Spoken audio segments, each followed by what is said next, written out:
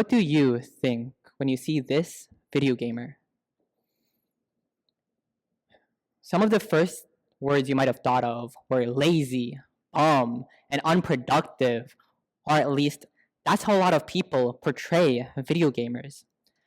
Have you ever said something along the lines of, go do something more productive, get off the game, or you're so lazy, do something other than playing video games? Sure, those comments might come from a good place, but they stick. And over time, they send a message that it's not productive, that it doesn't matter, that you don't matter. Hey you, that shirt is disgusting. You must be really stupid. This is an outrageous statement, right? You take two unrelated things and assume that one causes the other. That's not logic. That's stigma. It's when you treat someone badly just because of who they are, whether it's their background, the things they love, their hobbies, or even what they wear.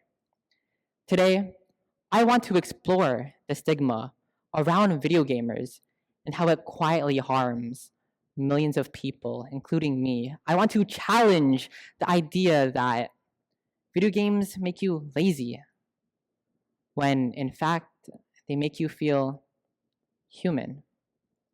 Gamers everywhere deal with this quietly, constantly, and it chips away at them.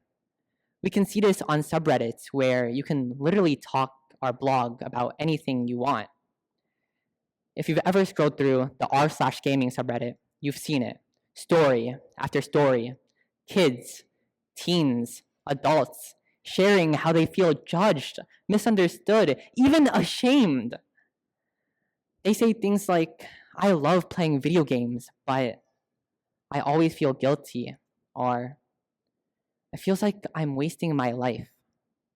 That's not self-doubt, that's stigma. And it doesn't just affect how others see gamers, it affects how gamers see themselves. And sometimes it pushes them into silence, and oftentimes it's from the people closest to them, whether it be their friends, teachers, even parents who didn't grow up in the digital world we live in today.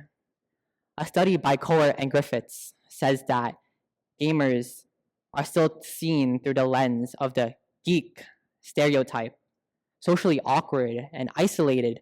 Even today, these perceptions shape how gamers are treated by others and how they view themselves.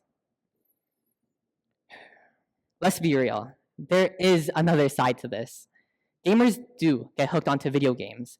They play for hours, skip responsibilities, lose track of everything else.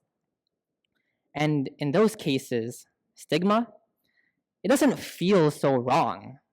But here's the truth. That is not most people.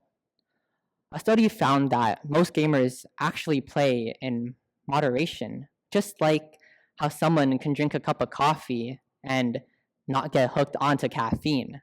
But the difference? People don't get shamed for drinking coffee, but they get shamed for playing video games. Imagine you're trapped at home alone. No texts, no phone, no way to reach the outside world, just silence. That's what social isolation is. And for many people, that's their everyday reality. It's especially hard for people with disabilities who are 5 times more likely to feel socially isolated. But video games are a solution to this. For a lot of people, they're more than just a game. They're more than just entertainment. They're a lifeline. When I play video games, I feel like I can talk to people more easily. I don't have to be in the same room as them. I don't have to see their face and wonder if they'll judge me. And we already have something in common. the game itself. That alone opens the door for connection. In real life, conversations can get boring or stale, but in a game, you work together, you solve problems, especially in tactical shooters where you have to talk, you have to strategize. This builds real relationships. This isn't just a game, it's communication, it's teamwork, it's belonging. When I was younger, I used to love gaming, but over time, the words lazy, go do something real, and wasting time got louder, not just from others, but from myself.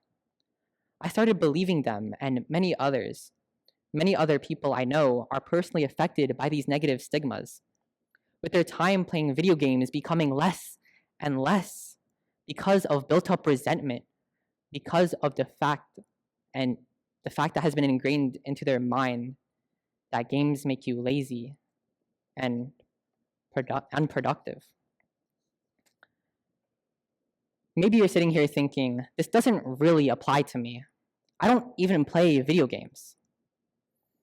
And that's probably true, but chances are you know someone who does. A child, a sibling, a best friend. Would you want them to feel ashamed? Ashamed for doing something they love? Think about it. What if someone who looked at something you were doing and said, that's worthless. That means you're lazy.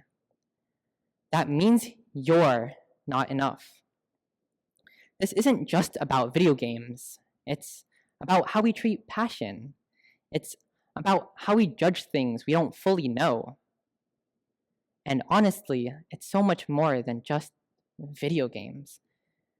Technology, social media, art, music, digital creativity, these are all modern forms of self-expression.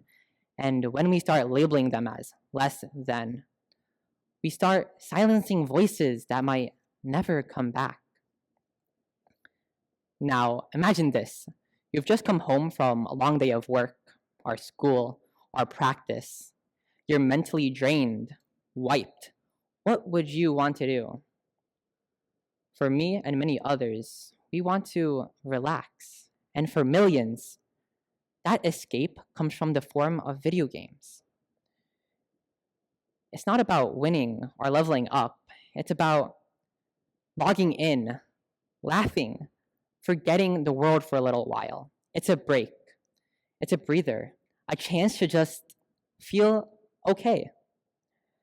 And some games do even more. Take Minecraft, for example, where you can literally build anything you want. I've seen people design functioning computers inside of that game. That's not mindless. That's creativity. That's engineering. That's art. And the only limit is your mind. So next time you see a video gamer, don't think of a lazy bum. Think of a person. Think of a human. Someone just trying to breathe a little easier. Because behind every screen, there's a story. And maybe, just maybe, that story deserves a little bit of kindness. And thank you to video games, something that's helped me through my darkest and lowest time. Something that's helped me make friends and connections that last a lifetime. Thank you.